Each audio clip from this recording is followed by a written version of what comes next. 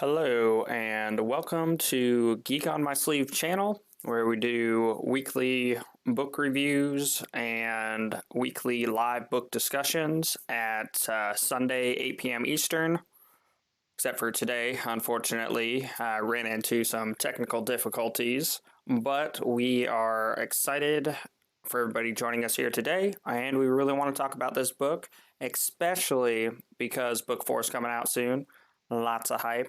Super excited. Yes. Super excited for that. So we're going to be doing spoiler warning.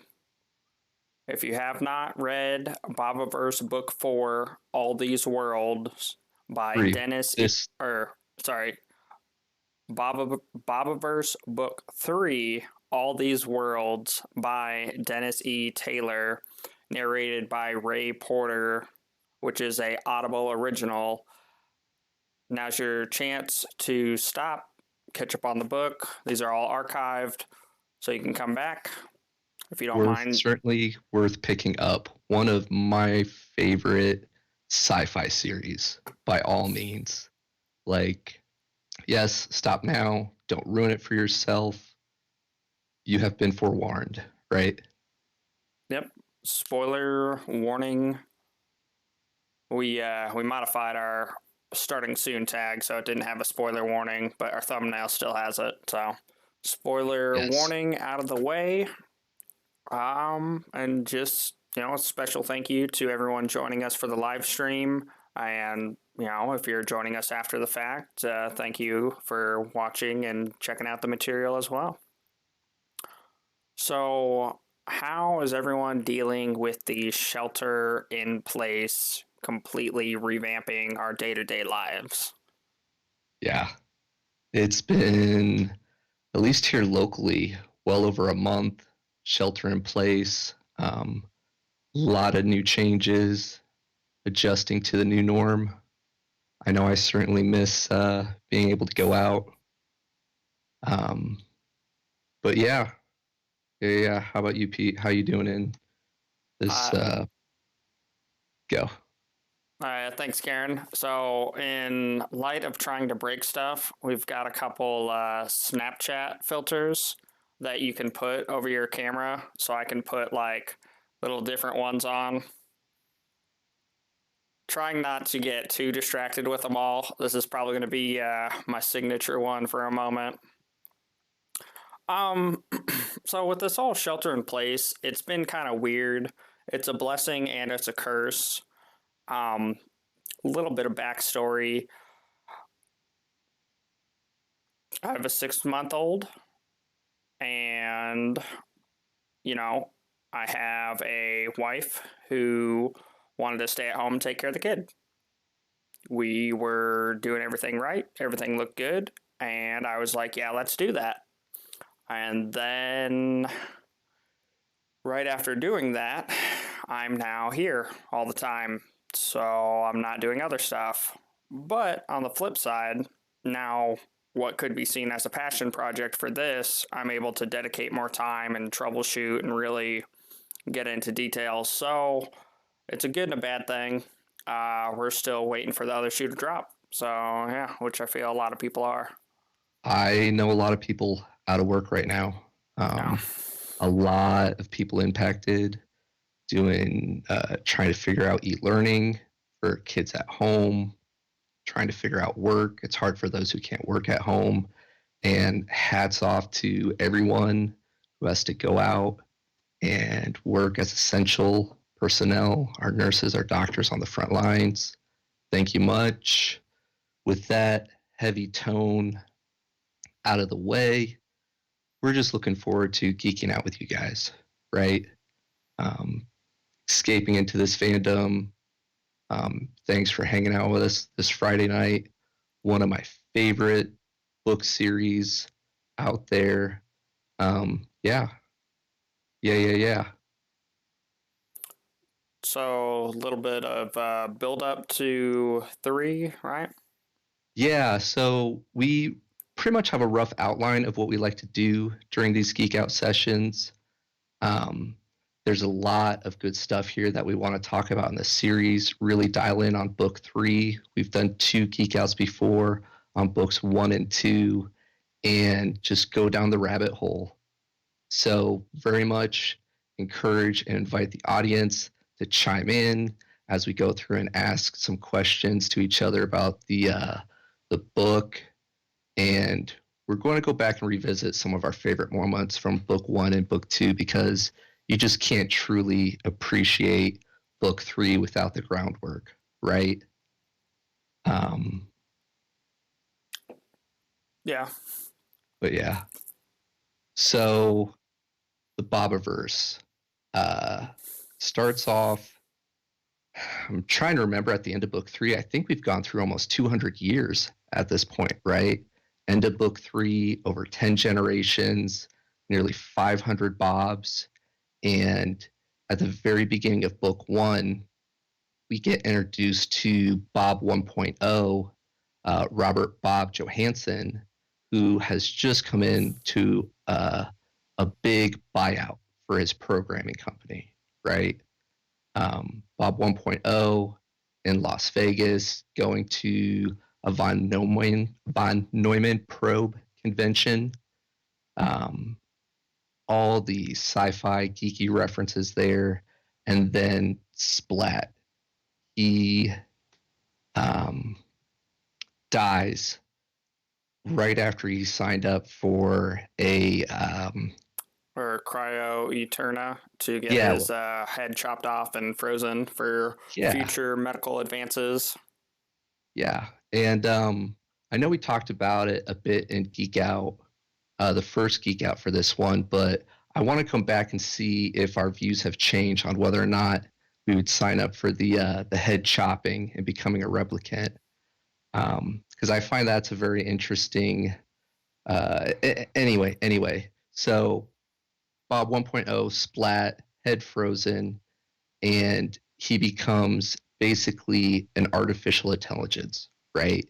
When we go back to our Star Trek uh, trivia, Dr. Landers says he's more of Data than Borg, if he has his Star Trek trivia down. So there's nothing human about him. He's a copy. And yeah, um, a lot to get into going into book 3 and book 4. Um, what do you feel were some of the key points from book 1, Pete? Key points from book 1 that really kind of set the foundation. It's something that he didn't do in 3, but book 1, he has several, what is it, descriptors from the sci-fi convention, or not sci-fi, The von Neumann probe? nah, I can't even think of it. It's like at the beginning of each chapter, it says, oh, well, it turns out it's a lot easier to build life in space because all the components are already there. They just haven't been acted on. Anyway, he has a lot of points where he references words escape me. You're good. It's Friday. Happy Friday, everybody. I think I know where you're going. In book 1, I felt he did a good job kind of building the world and explaining like a von Neumann probe and doing some kind of references to help us understand what is Bob, right? Because he's essentially a von Neumann probe, this AI intelligence, and he does a good job kind of trickling it in.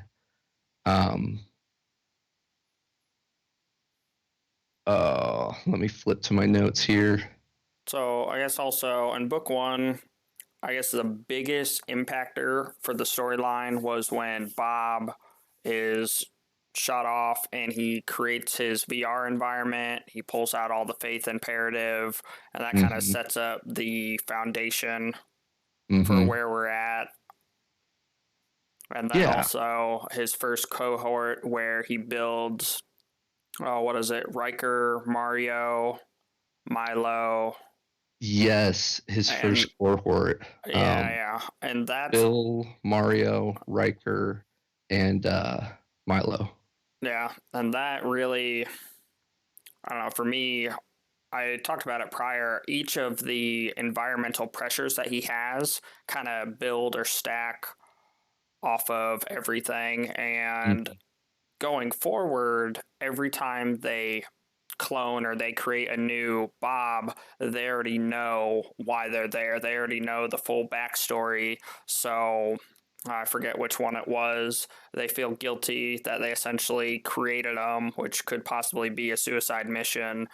And it's weird because they get built or created for that specific thing, and we Mhm. start to see it at the end of three where they're really talking about, hey, yeah, we were built for this, we understood why we needed it, but we're getting sick and tired of it. So yeah. Yeah, the progression there, and if you look at it as a whole, I agree. Like book one, like it does a lot of setting up all these big challenges and the pressures, right? We discovered the alien force that we have to worry about. We discover, or we have the Brazilian Madeiras that we're dealing with. Um, just all those challenges. And yeah, looking at from book one to book three, they're 10 generations out. And it's really interesting to see the progression from Bob 1.0 in a meat suit, and then like Bob 2.0, and really want to get into discussing just the whole Delton story arc there. There's a lot that I think um, it's just interesting to see their personas, right? The further the replicants get out, get really fed up with being humanity's big brother, if you will. So, Yeah, yeah. And first one really sets up the world building. Like you said, we get mhm, to see the glimpse of the others, we get to see the glimpse of the Deltan society, and we mhm, manage to get humanity to Vulcan and Romulus. So we're yes, spread out. Going yes, into book two, oh, so we get to see a little bit of, everything again, a little bit of Soul and what they're still dealing with mhm, there. We end up dealing with Vehement. mhm. This is my farm donut. In Rip. memory of Homer. Yeah, in memory of Homer. We lose Homer in book two, which is quite sad. Yeah. And it just adds a whole extra layer. I think book two, we also get to meet the Australian probe, or maybe it Yes. was one. No, I think we found him in one, and Mhm. then we get him into the VR in two. Anyway, it doesn't matter. We get the Australian probe, which is exciting and kind of a wild card for me. There wasn't a Yeah. whole lot that came out of it in three. I feel it still could be.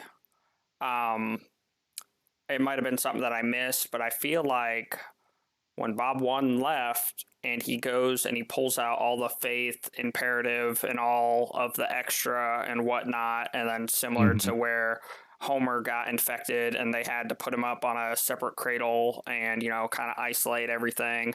The Australian probe, they don't really go into a whole lot of super detail on it to where, you know, they got there first Mm. and we stole the intelligence from uh, Australian or Mhm. Australia. So He's they one still that we have the imperatives, I would think. But he also, I don't know if he has a guppy interface because he. I think they do. I think it was very similar, and I wish we got a little bit more of his story arc. Um, yeah, again, at the end of book three, we have up to three different replicants, right? And one of the things that I'm getting ahead of myself, um, I'm just surprised more people didn't want to replicate by the end of book three. Oh, well. Uh, Sorry for spoiling some of this for you, Karen. Glad you are still here. But yes, through 2 and 3, original 2.0 is still there. Well, we got into that a little bit too, right? Because he's a backup of 2.0. So is he 2.0? But yes, Yeah, yes. technicalities. 2.0. Pete, would you freeze yourself and replicate? So sorry, two separate lines of thought there. Okay. Initially, when we were talking about it, it was a if, when, then, maybe, possibly could happen. And in that regards, like, you can't take your money with you when you're gone. So if everything else was in order, I could see it being a feasible alternative. Yeah, if you're But financially independent. the whole concept just doesn't quite make sense to me, Okay. because when you freeze stuff, like, water expands. So all Mm, the fleshy, squishy stuff we're made of science takes care of expands. that. And then I guess he does address it when he's decanting people, and there's no freezing involved, but they always want to hug their warm up drink. So whatever Hmm. technology, I'd be interested in it. I think I'd be interested in it too. We got a couple people who say they wouldn't want it in the chat. Um, but yeah, I think I would, because like the accumulation of your knowledge, like even if it wasn't you, you could still you know, look after your descendants. And we get to see a little bit of that even after seeing Riker's story arc and seeing as he moves from, being very involved and watching Justin grow up from book one to him passing away at the end of book three and moving to more of a collective. Just yeah, think of all the yeah projects, everything you could do with all that time and the frame jacking. Yeah, So, side tangent, go for it. Sword Art Online. Yeah. We get a little bit of the full immersion with Bridget and Robert, right? Mm-hmm. Uh, no, Howard. Sorry, Howard and Howard. Bridget. Yes. We get a little bit of that, and where I think that could be cool. We briefly talked about it, but offline. I think that could really be a way to kind of do it separately without having to completely measure the neurological synapses have to already be Oh, dead. That would be cool that way, that's a good because you can point. already, because we were talking about how during notes during Marcus's Poseidon, and after they get the floating cities going, there's, Mm-hmm. everyone is just kind of like chilling, hanging out on the grass. Meanwhile, they're, orchestrating all these electronics or anything else on the Earth side or in the water. And Mm-hmm. why wouldn't you want that? And for me, I think of Seems like like life. how, I don't know, I'm all over the place here, how Howard is elsewhere, and he's currently, exploring the gas giants, and that's how he gets Bridget to rethink her replication Yeah, strategy. But that's what I'm all the saying. Think of all your Bobs, passion projects. Think of replicating and keeping the geek on my sleeve going and all the different books your replicant could read and then do geek outs on and hold moots where everybody could just frame jack, consume the information and just be like, oh man, Bobiverse.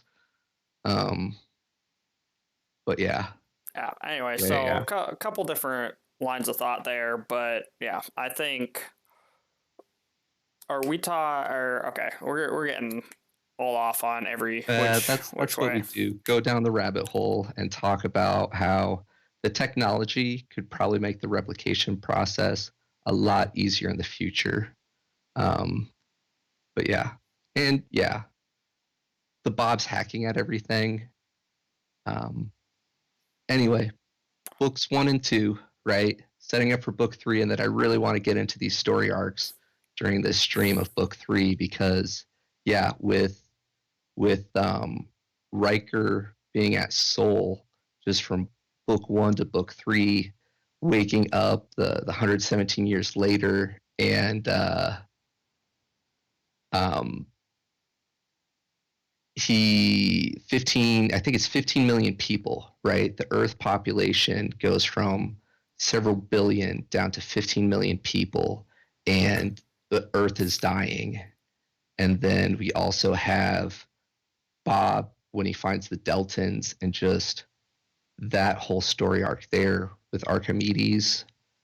Um, book 1 and book 2, just him slowly working his way in and going from the sky god, where he is, doing everything he can to keep them alive, and kind of like bonds with Archimedes, right? And then moves into the Robert Delton. Um, Yeah, that's a unique story arc. For me, I enjoy kind of like first contact moments, mm-hmm. and I was glad it was in there. They're, I guess, more so primitive, and that's where going into 4, I'm excited for possibilities because They've original come in Bob, contact. Oh, go ahead. original Bob had the whole Delton arc because he was sad. He lost his original family. So being able to jump into the Delton Society and create a family was a big pull and a big reason for why he dialed in. And, we get to see it throughout it where he's dealing with, the bully. Anyway, some vengeance for being bullied his life and didn't have time for it. So you get to see a lot more, I guess, human ish Mm-hmm. versus ephemeral versus Yeah, it's interesting to see the different clones and their feelings towards that. But I believe at the end of book 3, he admits how he was looking to adopt a family, right? And that's kind of what he did with Archimedes and the Deltans. He was trying to grasp at his humanity a little bit, and oh man, there's so many Bobs, I get them all mixed up. But his second cohort, um, the one that helped him with the Deltans for so long, began with an M. Uh, Marvin, right? yeah, sounds right. He talks to him about like trying to relive or just be Robert full time, the Deltan. And yeah, by the end of book 3, going into book 4, maybe we should talk a little bit about what we know for book 4 to share with everyone. But um, they've come in contact with like at least 3 or 4 different species at that point, and know about that many more. I'm really curious to see what Bender runs into with as um, frequent alien civilization is, right? In a lot of ways, Yeah. we've talked about how Dennis E. Taylor is a Star Trek fan, and gosh, go down the rabbit hole. Think in another 200 years where the Bobiverse will be, right? It could be its own little Star Trek thing with Scut instant communication all across the universe, right? Yeah. And so Android bodies wherever they can build them. and that's where I don't know, there have been a lot of divergence and a lot of different directions all the Bobs are going, Mm-hmm. but at the end of 3, they're pretty much talking like, oh man, I don't remember the names, but one of them's inhabiting a dolphin on Poseidon because he's no Yeah, longer needed there, and then Howard yeah, and Bridget Howard and Bridget. are, Mm-hmm. in androids in a gas giant doing other stuff, and there's just Yeah, so much more that can happen. giant But space squids, right, or something like that. I or don't know. That's balloons, how I visit. Yeah, balloons, space balloons. yeah, Uh, yeah, and yeah, I'm Bill's excited. and Garfield's Rocky and Bullwinkle. Yeah, Uh, yeah, there's just so many different android bodies, and Bob 2.0 is one of the only ones that stayed with bipedal, right? More humanoid. What Or well, I do you guess have? most of them inhabit a Manny. You know, because we Fair point. got Fair point. Outside of Howard. Manny. Right. Right. Okay. Um, what would your android body be as far as what you would want to have to go explore a new alien? I don't know, because for me, I'd be caught between playing with the VR and doing all that Mhm. versus like living out some epic D&D scenario where literally kind of like SAO where it's a seed and you can generate any Oh world. And man, so these crazy things have happened, and now we've created a bunch of epic different races or android bodies, and just tag and there's some everybody D and instead of. D references. I would love to see like a side comedy piece or whatever where the Bobs recreate a D&D scenario in in VR or even the android bodies, right? As they go and work out the kinks. Why couldn't they do a dragon? Um, Yeah. or some like Iron Man's version of like a caster that can shoot fireballs. Um, anyway, uh, Yeah, gosh, man, so we went down the rabbit hole there. Other story arcs. Let's get this set up. There's so much I or want to yeah. talk about in book three. Uh, we touched a little bit about Howard and Vulcan with Bridget, right? Yeah. Uh, Leading up to book three, he is involved, but he's not involved, right? He's at Omicron to Aridany, but he also, thanks to Scott, can go be at Manny and interact with Bridget after Stefan dies. Uh, Marcus gets to Poseidon. That's a huge story arc in book three.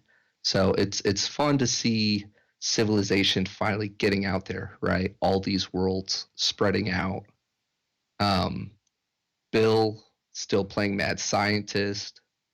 Uh, Man, like Bill, I think we established Bill was one of our MVPs for one of the earlier books, right? I felt like he held it together for 1 and 2, He and he did. does a lot for this one. But I feel Thor, because of his understanding of the weapon and his shielding that he creates. Mm-hmm. I don't know if he physically does it, and then there's a lot of Pond Scum who the Oh, two Neil and Herschel. yeah, Neil and Herschel, and Yeah, not you necessarily got to give that. context that they were talking about being eighth generation Bobs, right? When they find the uh Remains of the others ship. yes, yes, the remains of the other ship, and they talk about being pond scum. Star Trek security looks down their nose at them.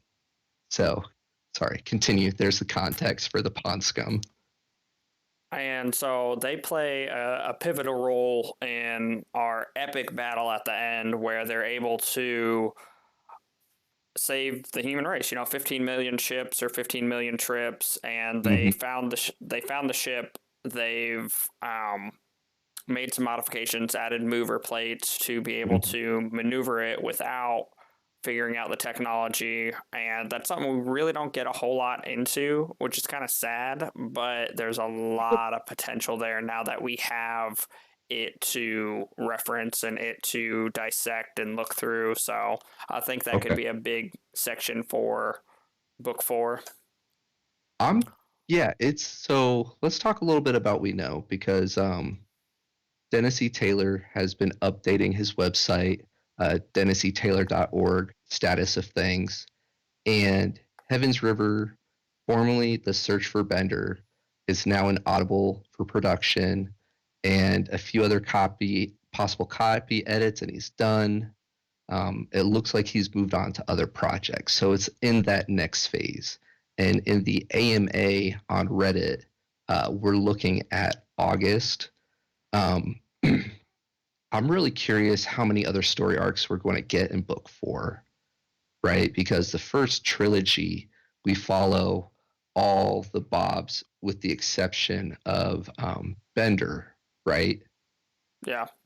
And Um, he goes missing very early on in it's like either the end of book one or book two. Luke and Bender. Luke eventually comes back, but we don't know Bender. So I'm really going to be curious if we get to see the expansion of the Bobiverse from this point on in the timeline, or if it's just going to follow more of Bender in his timeline, right? From when we lose track of him. I feel it's going to be a focal point Okay, of the search and of Bender, but due to Scott and everything else, that's true. there's really no whatever. They briefly joke about it. I forget who it was, but they joke about, leaving the system, just turning on the drive, or kind of like Bob at the end, where he makes his trek or his pilgrimage or journey or verbiage to go back to Earth. Yes. And, you know, essentially, A lot of them are like that, and they're never really out of range, right? As long as they keep building the hubs. which is also a, focal point that could be destroyed because if you have enough and they're spread out and it's a net, you put a hole in the net, it's not a big deal. It just gets rerouted elsewhere. But if Mhm. it's a bottleneck or it's like all focused through there, then that one point goes down. Then now you've lost so many others, or kind of like our whole That's true. who almost dies with the Madiri clone thing. Oh, yes. There's a lot of M names for Is it Marcus at Poseidon? no. He was at the new it was Mac Okay, at so 82 Aridity, where how lucky was he that he was talking to Bob through Scud, right? yeah.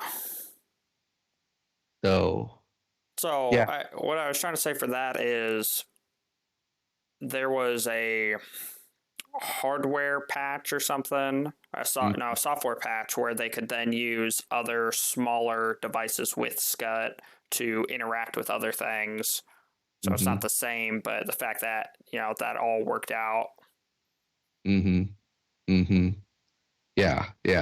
That whole scene, um, book three, like I'm a big Dennis E. Taylor fan, but even in some of the interviews, I've watched and listened to, he talks about how just the progression of becoming a writer and number three really hit a lot of points for me. The story writing, the combat, and in that scene when Bill sends out like the SOS and calls everyone in to help defend Mac. It was just such a fun fight scene. I could see the little roamers duking it out with their laser swords and whatnot, just crawling through the ins and outs of the ship. Um, but yeah, let's see. So we've touched on a number of different story arcs. Who was your favorite Bob for three, Mm, or should we say MVP? Because you brought up a good point. There was Thor. Um, I would have to give it some thought. As far as okay. like my favorite, I really enjoy Howard just because he does have that, like Manny interaction with the humans and things are getting difficult. And then he finds himself a lady. So I'm happy for him.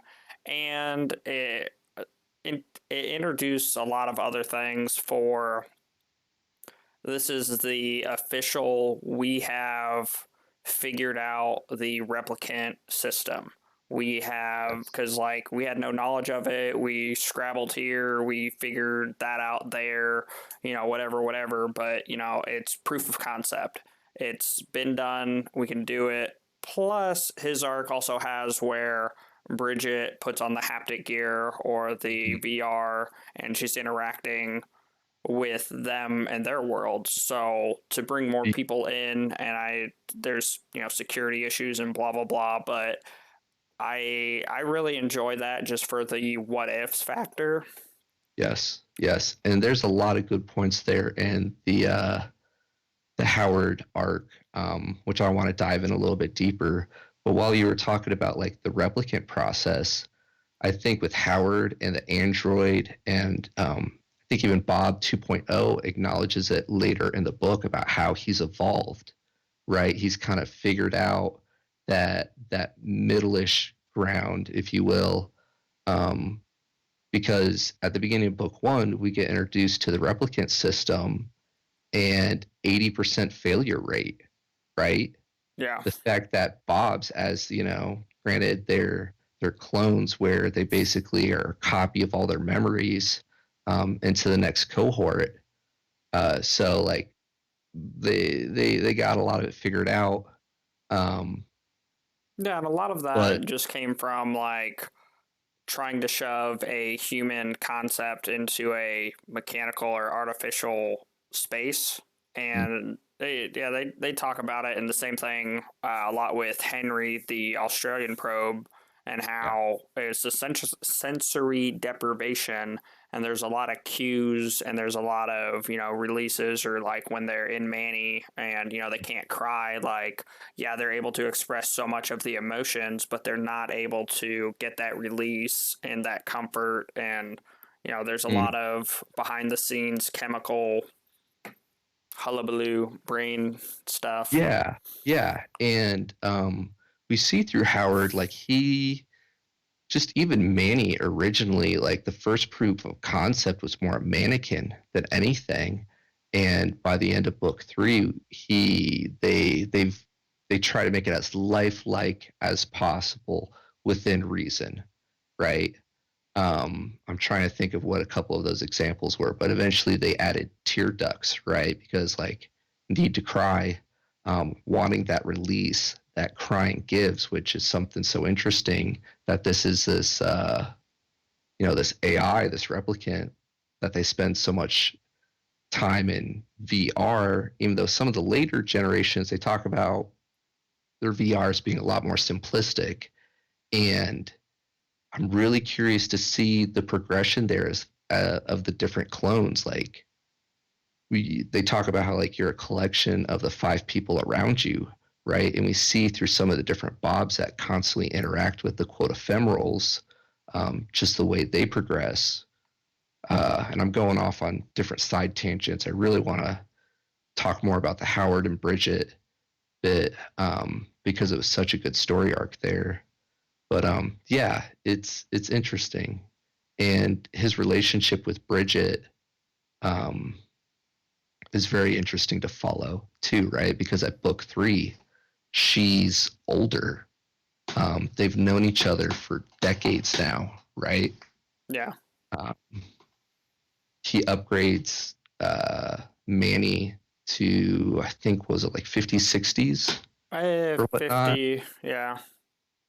Because at one point there's the teenager that makes a comment about like make sure you hold mommy's hand or Yeah. something like that, and at that point they've been replicants longer than they've been human, and yet Howard, out of so many of the different Bobs, reacts emotionally, which is so interesting because Bob is such an analytical person, right? Like he Or do you get to see that? Because he you get talks to see about it. how it's not even a fair fight, It wouldn't Mm, even be fair. yeah, yeah, and you do, but um, yeah, just the relationship there, um, the fallout with the children, I think is pretty interesting. Um, when they end up, and then yeah, you already mentioned it. Howard pretty much has to trick her to replicate, right? Because she made Oh, him or say I that wouldn't he say wasn't going trick. I to. would I would say influence. Yeah, yeah, Or she I, didn't I guess want they him to say ask any. lawyer at each other. Mm-hmm. Mm-hmm. Yeah, Yeah. yeah. Which, uh, so yeah, I really enjoyed the Howard Bridget arc Mm-hmm. because he's not dealing with a whole lot of other people. It seems very, I guess, human interactive esque. Mhm. and just all the technology and stuff that came out of it, the proof of the Yeah. replicant. And so there's a lot of feels it kind of puts out for it. Mm. When Riker deals with Julia and her family, Mhm. and how what's the kid's name? Justin, Admiral, Justin. Admiral. Yeah. Yeah, And Admiral. when interacting with Justin and the comment he makes about, it doesn't really seem like a good afterlife. You're still doing chores. Who wants to spend their whole life doing chores? And that's just a Mm. snippet or a snapshot of it. And then, it dials in more at the end of book 3 where they're like, hey, we can do whatever. We're tired of taking care of these humans, which there are several who still want to. And that's fine, but they could Yeah, be any android anywhere and they can just, put it in a cargo hold or whatnot and go and be someone else somewhere else. So yeah. she's the first, and I'd be excited to see more replicants, but it's a very slippery slope because of her and her nature and her drive, kind of like what techno guy was saying. He would be able to procrastinate so much more. Mhm. uh, Mhm. we have only been seeing the core fundamentals of Bob. And then Mhm. now that we have Bridget and we've got the Australian probe, we're seeing more of that, where Bob was an engineering type, so he was okay with observing. Now Yeah. Bridget dives in and she wants to be there and Catalog. do that and catalog it. And so if we And get, she doesn't want to replicate right now, yeah, but just think of the possibilities too when you already have the different Bob clones diversion into more specialized skill sets, right? Like Thor, going the whole weapons route for the war front. Um, Bill doing his mad scientist Bill stuff, exploring like all these other areas of research, um, so on and so forth. But then you bring in Bridget, where her specialty is marine biology, which I think it's in like, or not marine biology, just biology. yeah, Um, and she, um, doesn't want to replicate now, but he admits that he's not fit for that. So imagine if they could utilize her skill set, or Howard and her could write some, computer program or whatnot. Just the possibility of all these Bobs going all these different direction. Even if you just have the Bob 2.0 and Marvin kind of like paternal streak going, or Jock, or the ones that do want to be these caretakers. Um, yeah, yeah, a lot of possibilities there. a lot of Totally. potential, which Yeah. brings me back to, we didn't mention it, but Buttersworth dies, Yes. and Although, he was a potential for replicating, um, which I was excited for because we've had that whole back and forth, and we've had a long time to develop that relationship between big. Riker Yeah. and Howard. Yeah. And anyway, so Butterworth, I wish could have became a replicant, but it brings around the very real fact of currently to replicate or become a replicant, you have to die. But due to terminal illness of aging, Mm. you degrade. You're not who you Yeah. were, Yeah. and Dementia. Bob being in his 30s originally, it's not. I'm not going to say it's like absolutely your prime, but it's pretty damn close. Yeah. A little Yeah. more life experience, a little more, whatever. And what isn't prime, it's not to the rate of dementia. So I'm sad we lost Buttersworth. I Mm. think there's some other potential people who I can't remember their names. So many names. I'm so bad at names. Uh, the super powered vampire mosquitoes and Yeah. that whole arc where um, was, let's see, we got, Mac yeah. gets taken out, Hmm. and so is dealing with the colonies, and they have the whole, oh, do you guys have any assets that we can utilize to fight off Isn't Madiri? it Bill that steps in? I don't remember who it is, but the guy Correct who us if I'm wrong, if you guys know in the chat, but I think it's Bill that takes over for Mac. And it's like one of our first, he gets involved in the fight, right? Because he's always been the puppet master in the background. But yeah, sorry, your train of thought. Giant mosquito. anyway, so there is a, I want to say Asian-esque foreign guy in this whole The picture. Japanese, yeah, Yeah, the Japanese general and the leader. the, he has the whole dialogue about the name sounding like someone sneezed. Yes, Anyway, yes. so that guy Ruined is ruined your another main good theme. good potential to replace Butterworth, only Mhm. because as we're talking about replicants, as we're talking about skill sets, Bridget is the biologist, Bob is the engineer. No, we don't Mhm. need a military type, but Buttersworth was supposed to fill that void or that niche. I I think realistically, like going down the timeline, uh, Colonel Butterworth was going to add a lot to the outsiders or the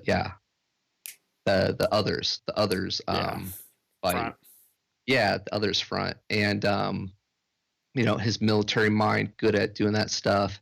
And at the end of that story arc, the only reason why they survived is they lucked out, right? Like even with all the prep they did, essentially like one of the destroyers that was too far away didn't release, their fighters in time or something like that. So the timing went in the Bob's favor. Um, if Well, that if just aliens, well, I was going to say if alien species are as common as they imply, and the Bobs aren't ready for the next others, um, then what, right? And here at the end of book 3, a lot of them just want to take off and do their own thing. Um, I agree. I think they need the military front taken care of.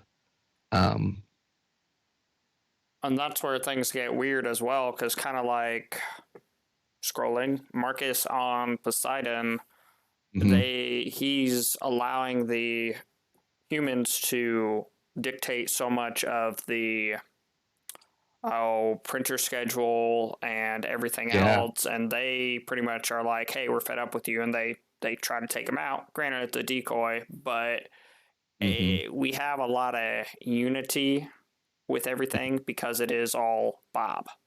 Yeah. Now I can see a lot of good coming from getting different mindsets. That Hmm. way everything works out and it kind of rounds us out. But I could also see a lot of, them wanting to take That's true. over, them butting heads, blah, blah, blah.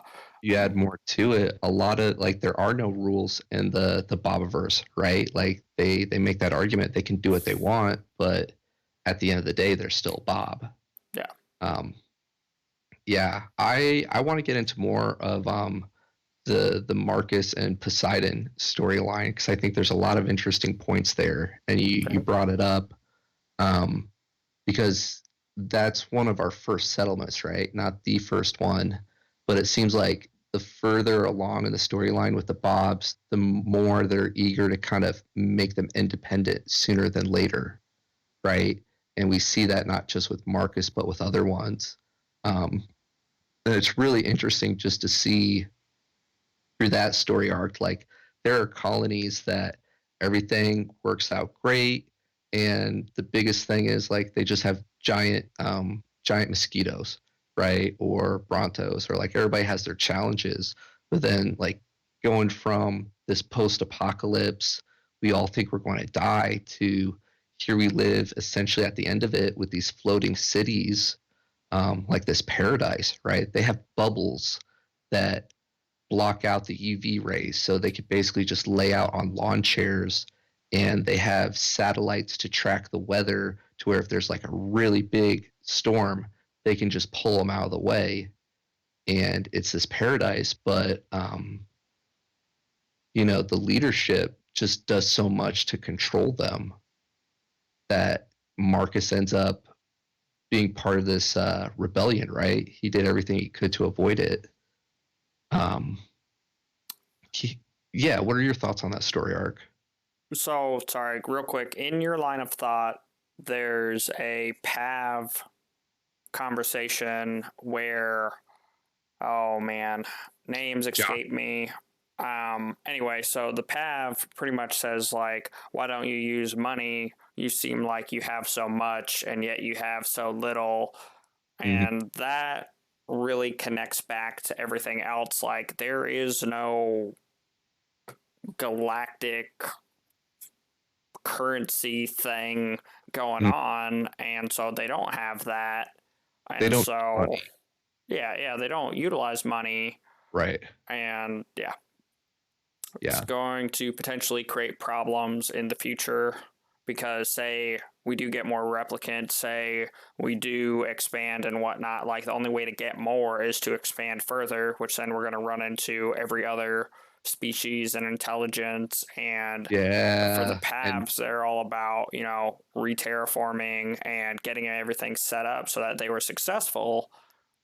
But you're taking it away from potentially other civilizations and other things that could use it. We've seen the good side or the development of the Deltans, and we've seen the extreme of technological advances and the others.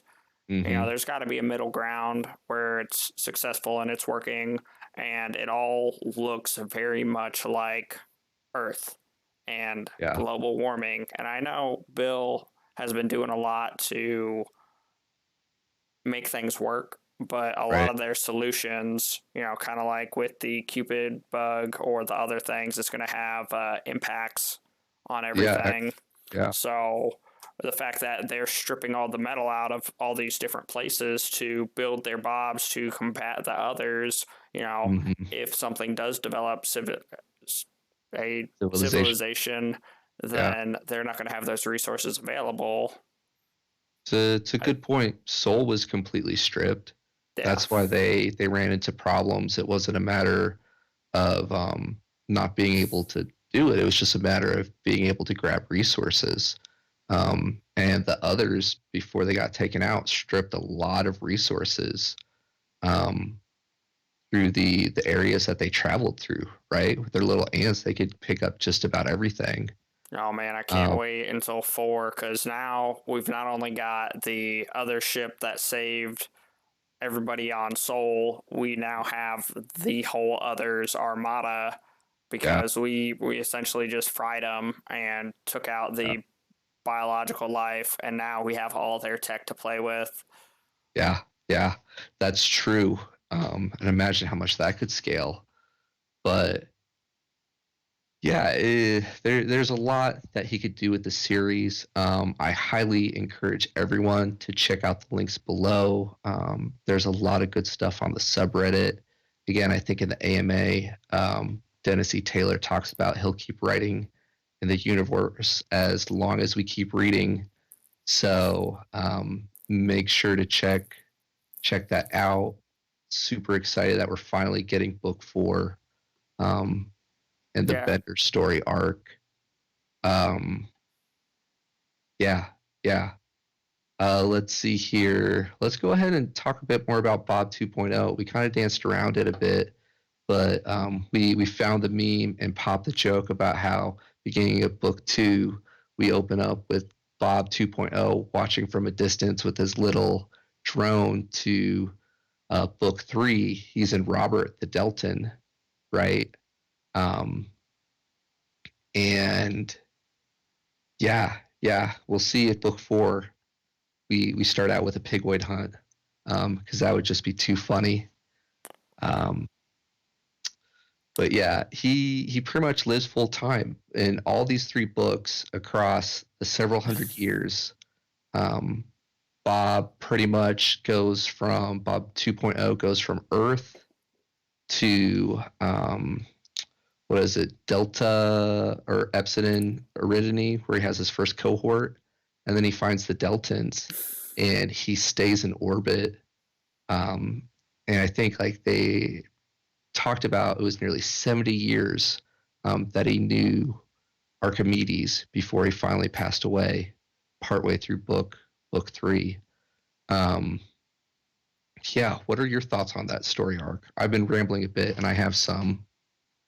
So yeah, we touched on it a little bit. I think really all of the end of book three says it very well, where they're pretty much like, hey, we're tired of ephemerals, we're tired of people leaving. You know, as humans, our brains are biased towards negative concepts. So if something negative happens, it's a lot easier for us to remember and there's more of an Right. impact. Well, now as a replicant, they're tired of these poor situations. They're tired of, feeling like they're being used and walked all over and just, Right.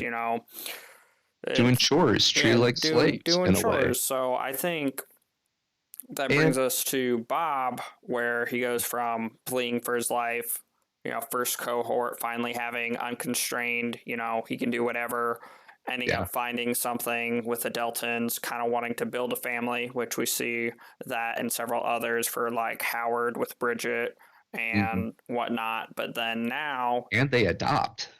We didn't even get into that.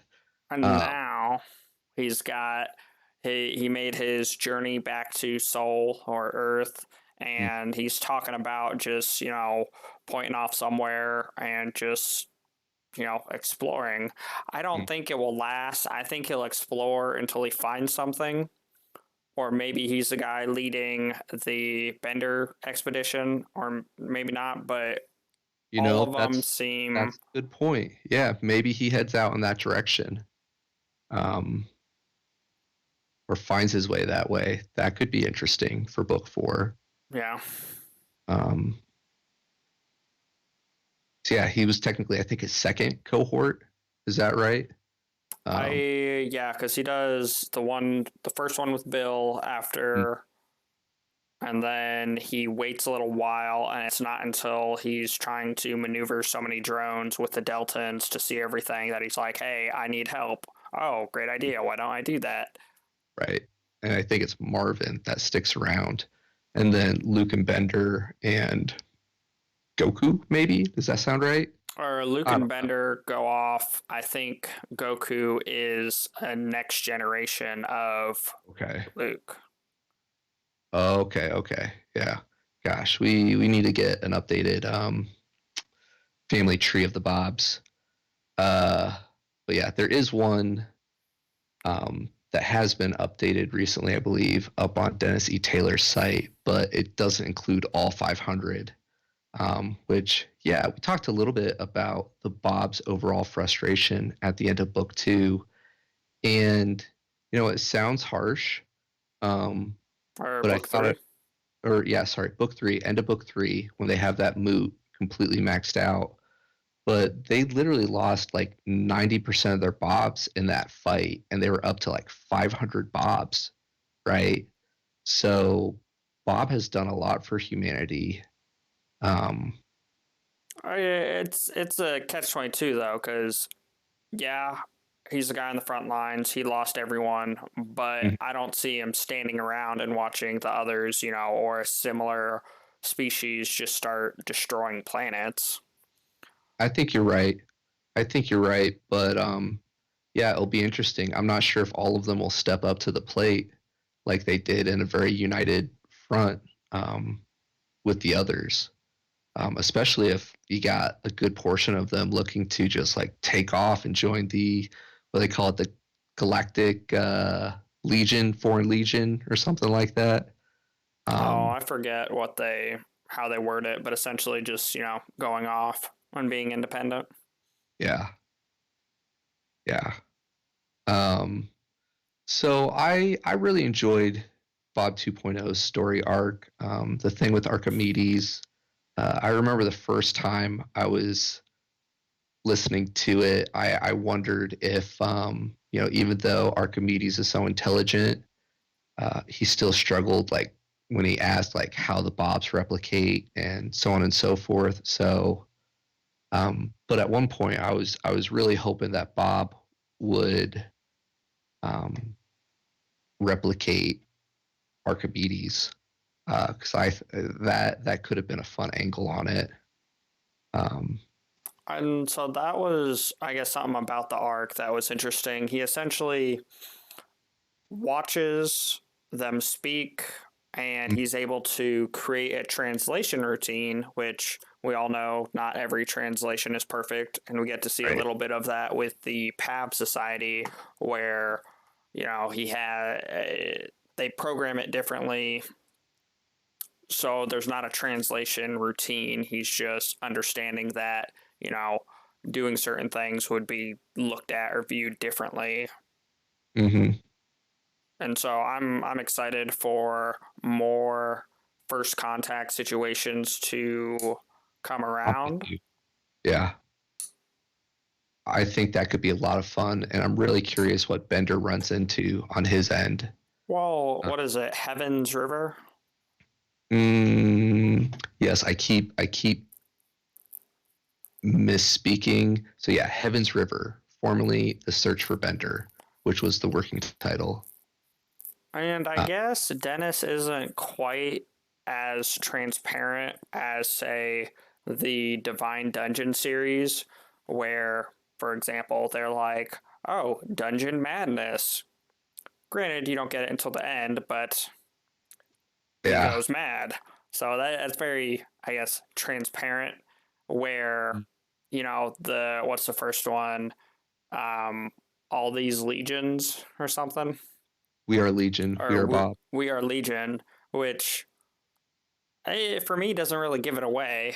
And then for this one, all these worlds, like, yeah, but no, because in three, we stop expanding. We stop Uh, going and visiting these other worlds. We just kind of hunker down in the ones that we have so that we can combat the others. right. So his titles don't really give it away, but the idea of, oh, Heaven's River, Yeah. for me, I just think about, oh, I forget what school research project I was doing, and it was about this tribe who has no technology, no nothing, but something about peyote and being able to, see the spirit Uh, molecules or whatever, whatever. Anyway, so you think he's going to have a VR spiritual trip? I know I think it's more like with Landers in the first one, Uh, there was that whole, hey, it's an emerge property that we can't tweak it because it will create a non-viable subject. mm-hmm. But due to, the Australian probe and more of a homebrew therapy working through it, Okay. and the fact that literally all of their emotions and everything are not neurological impulses, but are relays, Merchant. Yeah. are, programs for whatever. So, eh, I don't know. I feel like it's more of a It could go a lot of yeah, directions. speculation. So we don't really know other than the title and that it's in Audible's hands now. Yeah. Ray Porter is supposed to be working on it. Yeah, he Um, does one and two, or and one, two, three. yep, yep. Um, yeah, yeah. We got a couple more months to speculate before we get it in our hands and we can listen to it. Um, yeah, yeah. So many ideas for book for But go to also, Apple. I want to say that the time between writing the books, you can kind of tell the writing style difference because in one, it's world building, so that's a thing, but you can tell it's kind of an older book. It's good, but it's a little, I guess, wordy at times. But then when you get to Okay. three, granted it's a shorter book, but it's very precise. The world's already built, Yes. and there's a lot less extra fluff. And then now Dennis E. Taylor has written other series or Mm, other books, Singularity Trap, I really enjoyed. And then Yeah. another series which I have not heard or I have not read, but that after since he got done with Bob 4, he's going to go do the second one of that. So he's had a lot more experience, which is Mm. something in his favor. And there's I don't know how many years between 3 and 4, but yeah. You really nailed it. I really enjoy all of his writing, but you definitely notice a difference by book 3 and his other series, Outland. I think he even pulled it from Amazon and reworked it just because he admitted that he's grown as a writer. And he Okay, didn't. like first edition, second edition kind of deal. Yeah.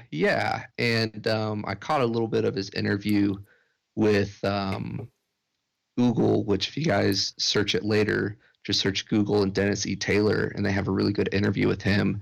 And I believe it's in that one that he talks about, like in the first one, his Bob's mannerisms were were a lot simpler. But then as he's developed as a writer, you definitely see in book 3 that like the action and the mannerisms and stuff, it flows a lot better. And it also helps that you have the different Bobs with the different personalities, and some of them have the same quirks, where others have different ones. Yeah, and that's something. But yeah, I'm looking forward to book 4 a lot.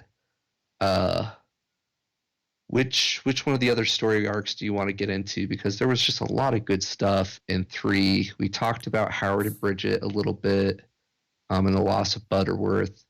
Talked about Bob 2.0 and the Deltons, and just, oh man, him and his interaction with Frank, and just kind of how. Oh, one of the things I want to ask you with Bob 2.0, um, pretty early on, I think it's in book 2.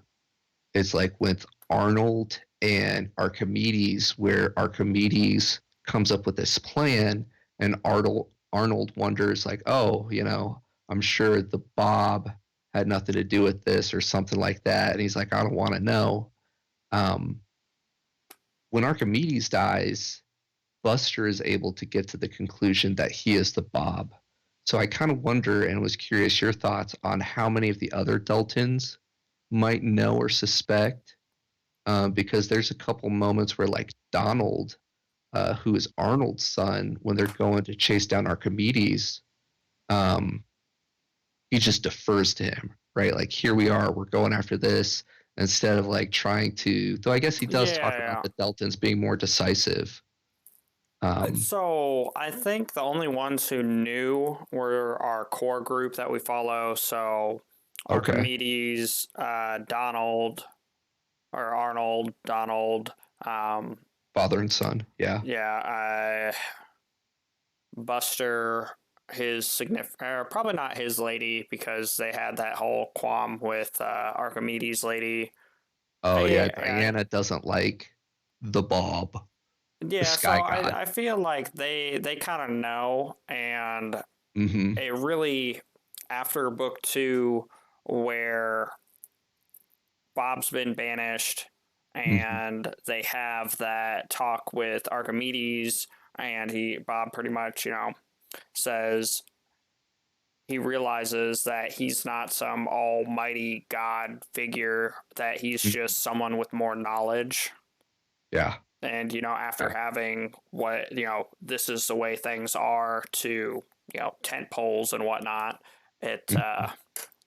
I don't know, I think quite a few of them knew about it. Yeah, and I guess there's also the element of Archimedes' hierarchy in the tribe, if you will, and the respect he has, and Robert the Delton, who's been his best friend for like 20 years, um, being so close to him. So like his status by association probably plays into it. But yeah, I just thought, yeah, it's an interesting story arc. All the feels from it. Um, yeah, yeah. I need to take 2 minutes real quick, and then there's a couple other story arcs, and I'll let you pick it. Okay. So, in filling the void, um, community. Let's see what we got. We got 12 current. I don't know.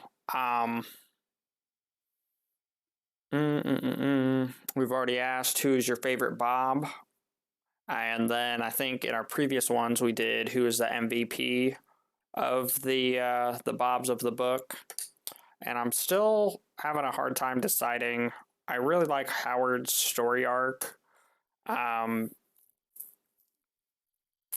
but I'm not 100% on out of everybody who was my absolute favorite.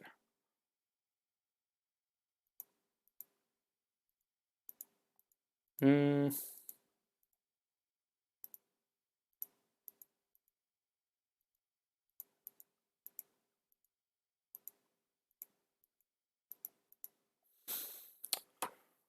So, favorite one. Sorry, trying to look through some of the questions we have here. Mm-mm-mm.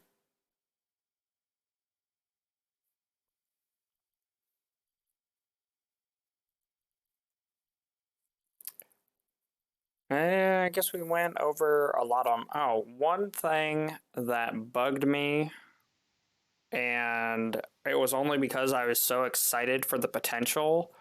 Mm-hmm. In two, there is a Amy Guppy hybrid system that is implemented at Vulcan to dispense the Cupid bug or the Cupid killer. And I really was hoping that would develop into something. In one and in two, we get a lot of, oh, Guppy doesn't have much of a personality, or even after giving him this extra RAM, he's not developing into anything. And I was thinking there was a lot of like, I guess, for example, Guppy had a sardonic amusement, but if you questioned me, I couldn't tell you what sardonic amusement looked like on a fish face. So Mm-hmm. I was a little disappointed that more didn't come out of that. I think it was due to him taking some time between two and three, and his writing is a lot more concise. But Guppy was more. You're I right. felt like Guppy digressed or lot. Yeah, We yeah, we didn't see a lot of the Guppy development in book three. yeah. In book one and two, like it was a very big part, and I think Bob kind of relied on the Guppy a little bit for the social interaction piece, I guess and that's maybe true. that's why we saw more of it. That Dennis C. Taylor was kind of using it to have the opportunity to have dialogue in those story arcs, where now that might be a little bit more um, off screen. But yeah, I was hoping to see more of that. Just the Guppy and the Amy's develop a little bit more, because he hints at it. I think it was Mario, end of book one or book two, where he's more sarcastic than some of the other Guppies that we've seen, which shows a little bit more personality. Yeah, Uh, but yeah, who knows? We might get to see more of that in book four or in future books. If the Guppy interface changed that much within the first 100 years of them being replicants, how much more will it change further down the timeline? yeah. Plus, Uh, like, it's just like Bob's. Each and every divergent has quantum effects or hand waving to where it could develop into something different. yeah, yeah, Hey, maybe that's absolutely. what happened to Bender. Maybe Bender and Guppy, merged into one and became the super being. Mm. All seeing Hypnotoad. Um, yeah, yeah. Yeah. Um, so one of the big concepts they talk about in book three is, dealing through Riker's story arc. And I don't know if we've really talked a whole lot about book three, but he's a big part of all three stories, right? Riker immediately goes back to Seoul takes over things. And I think it's in book 2 that Bill makes the observation that Riker kind of gets more and more, his clones are more and more distant from humanity, or standoffish, or referring to as ephemerals, right? Yeah. Um, and you see that some in book 3. He's been dealing with these guys for so long now, the different conclaves of Earth, the 15 million people down to 14 million, I think, in book 3. But like, he even starts thinking, um, you know, kind of these flippant responses, and has to catch himself and maybe use a bit of the VR or whatever to have his avatar be more appropriate, because he doesn't want them to see his attitude towards humanity, how fed up he's getting. Um, and I think that's a bit of foreshadowing for the Bobs overall, as we see at the end of book 3. But he moves into like fading into legend, right? We see through Justin's eyes him grow up from being a little tyke to being the patriarch of the household, 75, 80 years old. And he makes the observation that you're showing up a lot less. Like, people don't recognize you. And he's like, yeah, I'm looking at you guys as more of a collective whole, instead of an individual, because he keeps seeing people die, right? Yeah. And he doesn't forget that. And he goes through that pain and relives that. Um, and yeah, it's what are your thoughts? I think we kind of touched on it a little bit, and yet again, the end of 3, where everyone's kind of, fed up with it. And I Right. think two points. First one is there are going to be some who stick around and deal with it due Mm-hmm. to sci-fi and environmental pressures. That's where I feel a lot of it came to be, and they were just reacting. Mm-hmm. As of now, we're good. Yeah. But that doesn't mean something else isn't going to come and threaten the Bobiverse. True. So I think for now, they're going to get a lot of it set up. They're going to go off and they're going to do their own things. We're going to get to see a lot more Manny's and other androids out on different Mm-hmm. worlds and different planets. I think we have a Mm-hmm. lot of technological advances from the others' Mm-hmm. environment. I think our speculation into aces in their places and finding another human to replicate who is, oh man, I forget which delegate, but Riker deals with Sharma. Anyway, deals with Mm. someone, and she understands the concepts of everything, and where they're talking about, hey, we can build stasis pods, or we can do You this, know? or we can do that. But Miss Sharma, I want to say, is very understanding of the concept already, is, reasonable to a degree. And what if we replicate her? And it's kind of falls into the same problem where Mm-hmm. they replicate another Bob, and since they already know the situation, the thought process behind it, they can't really Right. complain because they're like, Right. okay, I'm here to do this, and it makes a lot of Right. sense. And not until later, I could see the same problem. I think Sharma would be a good one for public human relations, whatever. Mm-hmm. I think, Mm-hmm. oh man, I can't remember the guy's But name. Japanese guy on yeah. the name sounds like someone sneezes. No. With He makes that comment. His name doesn't sound like somebody sneezes, but when yeah, they're the planet's ruining, name. yeah, when they're ruining the name choices or the name theme, Yeah, uh, so yeah. the yeah, they the Bobiverse could go that direction, and I think you brought up a lot of good points about the dangers of continuing to replicate, um, or the Amy slash Guppy hybrid interfaces. I think the Bobs could set up something, or those who do want to stay involved with humanity could kind of help set up some automated systems, if nothing else, to do some reporting to the BobNet. Um, Okay, so kind of like Poseidon, how he was trying to yeah, give them control, or kind of like how the other enclaves had printers and could change Mhm. up the pacing or whatever and do stuff on their own, but Or then have a guppy that also relays it all so they're not blindsided by, things like exactly, Poseidon. exactly, because you talk about humanity, and we talked a little bit about it off air about these colonies and all the technical skill they need to get up and going, and learning like how much of that is lost and relying on these different colonies to kind of keep up the skill set and the education system, et cetera, et cetera. The Bobs could set up Amy interfaces to, if nothing else, track weather patterns, track these different elements and dangers, do scans out in the solar system to warn them of any approaching Madeires or whatnot, right? Putting out these different automated tracking systems that, like you said, the Bobs are working towards getting them independent sooner than later.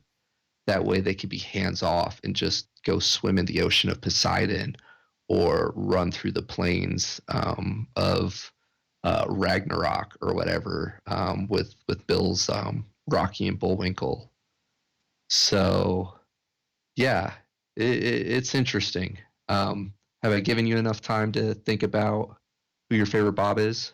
No, and I keep going round and round, and I think it comes down to the fact that there are so many, and I like most of them in different regards. Like Mm, I enjoy the Bob 2.0 story arc because you get the first contact. It's kind of a unique twist on, society developing. I enjoyed the Howard arc because it involves a lot more technological stuff that then I could see alternate things for people in the space now, being able to right. do the VR slapped on top of Scud, slapped on top of, how realistic these Mannies or what are the androids are. So Mm, if you want to go visit this other world or whatnot, you just slap on your VR stuff. That way you don't have to become a replicant, go through the Scud yeah. receivers, and now you're manning an android on a different world. And I think that could help. Kind of like we were talking off air prior to everybody on Soul, if they did have to hunker down and try to survive, they could do something like that so that they're not so Hmm. caged up. Um, I Marcus and the Poseidon incident, like I was, I enjoyed the space assets or the floating cities. Kind of seeing Hmm. how the Bobs are continuing to manage things and how, oh, what's the guy's name? The Faith guy that Riker deposes. Oh, You in didn't book two? or yeah, it happens in book two. They mention it in three, Yeah, where he's like, "Oh, yeah. wait a minute, didn't you do this?" And he's like, "You didn't see anything." You Yeah, can't prove it. yeah, you can't prove it. So I enjoyed that for that aspect. Um, Bill, mad scientist, all Yep, that stuff going on, yep. and we didn't really have him in there, but the between Bill, Loki, and Thor, and how different interactions with all of it, and Hmm. yeah, just I enjoy developing new stuff, and that kind of Hmm. goes in with, oh, who's the pond scum, Oh, Neil and Herschel. and I think they then were the MVPs by far for this book. okay, yeah, I mean, if they eliminated the 1,500 trips, 1,500 ships issue, and we get to see at the end of book three that they were running out of good mineable resources, right? yeah, and there's a Um, lot that can come from that between they now have the other ship hmm. and they can cannibalize that for stasis pods for whatever, but they also just wiped out the others. So, Yeah, and with the radiation wave and how they hit them, it killed all biological life, but as far as I know, it didn't damage anything else. So now a we have lot all of that for resources there. tech and Yeah. everything else. And let's see who else I had. I enjoyed Riker, and he's now kind of unconstrained because everybody's off of Soul, it's Yep. in someone else's hands, Yep. and Julia's died, Justin's passed away, so he Hmm. doesn't really have anything that no story arc. His story arc's kind of like over, but not, because his Yeah, main I'm thing curious to see was, where he's going to go. yeah, going back. So there's a lot of freedom there. Icarus and And Icarus and Dickarus. I don't um, know. I don't Anyway, know. Yeah, the two Bobs that end up the Hail attacking, Mary from Bill. yeah, the Hail Mary for taking out the main others installation, where this is what we Mhm. saw of them, and that's, I beautifully done, Dennis. For we're watching them, they just got Yeah, done harvesting, we don't see anything, and then it's like that little, like, creeping sensation coming in, or that, uh, light bulb, like, what if they got past us?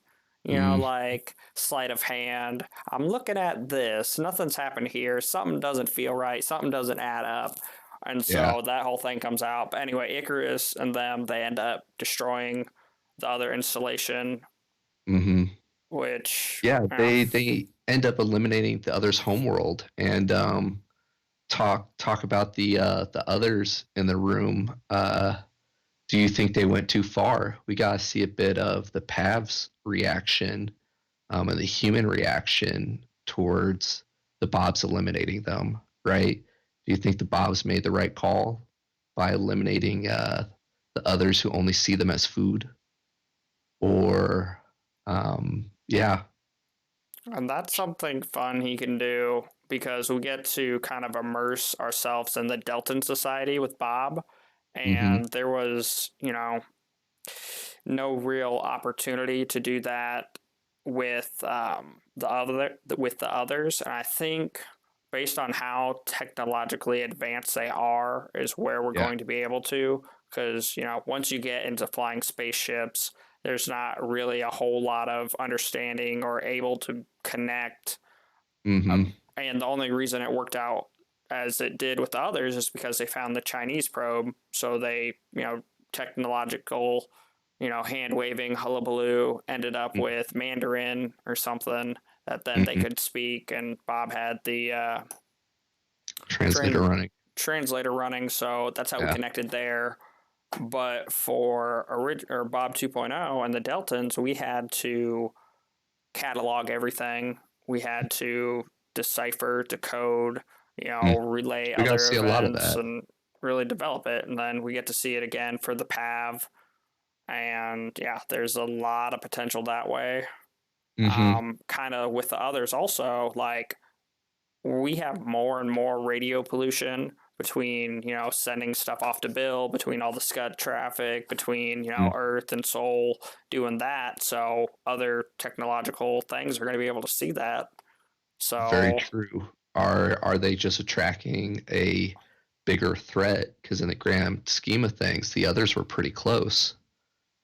Especially when you look at how much of the universe the Bobs cover. And I'd love to look at an actual map. I'm sure there's a fan somewhere who's kind of gone and put together a star chart.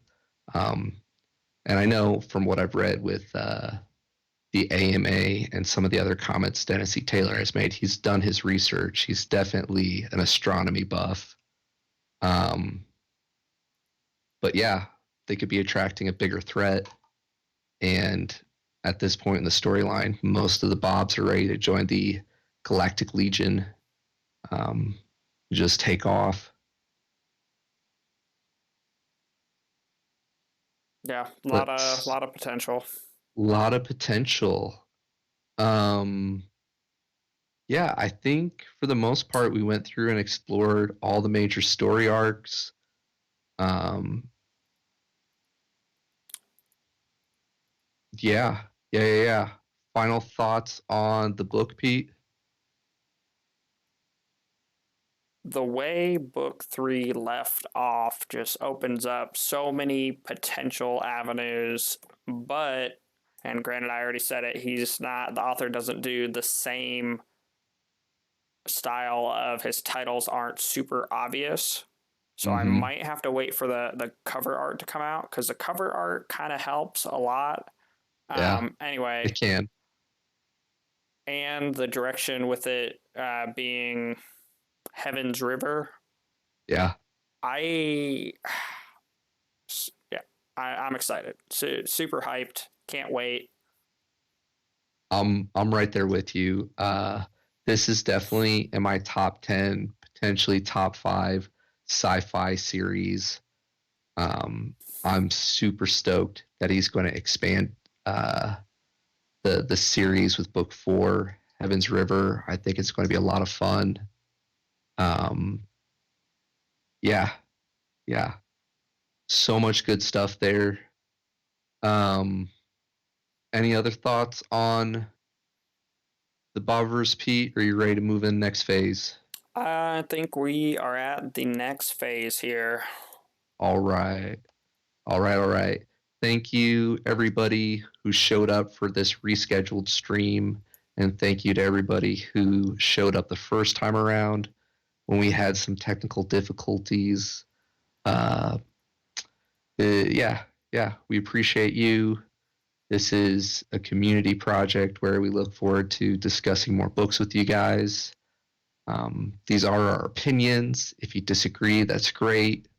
Throw some comments below if you have different feelings on some of the subjects we talked about today in the Bobiverse. Um, yeah, more to add, Pete. Oh, I was just going to say Sunday, Sunday, Sunday. We'll give you the Sunday. whole chair or the whole seat, but you'll only need the edge. Just Yeah. kidding. Bring your own chair. So today was kind of an off day, technical difficulties, everybody stealing our bandwidth in the world. Uh, But we will be back Sunday for The Witcher. yes. What's the book title again? I believe it's The Last Wish. Let me pull that up. And The I'm Witcher, The Last Wish, book yes. one of the series, which Yes. follows in line with the Netflix and Yes. Have you and seen the game. Netflix? I have not. I need to catch up here. So I'm going to be fresh on it, which normally I've listened to a book several times, but I enjoy the way everything goes, and you see it with other things. For example, Sonic has comic strips and Mm-hmm. has video games and has a couple movies and has a TV series and has all those different things. So this one, it reaches a lot of audiences. They're on their third game, which means a bunch of potential for continuing the storyline. They Yeah. have their start of the first series on Netflix, and then they've also got their book, which has several iterations, and I'm not current by any means, but yeah, Sunday. Yeah. I'm in the same boat as you, buddy. I've seen part of episode 1, but I decided to stop because I wanted to experience the books first.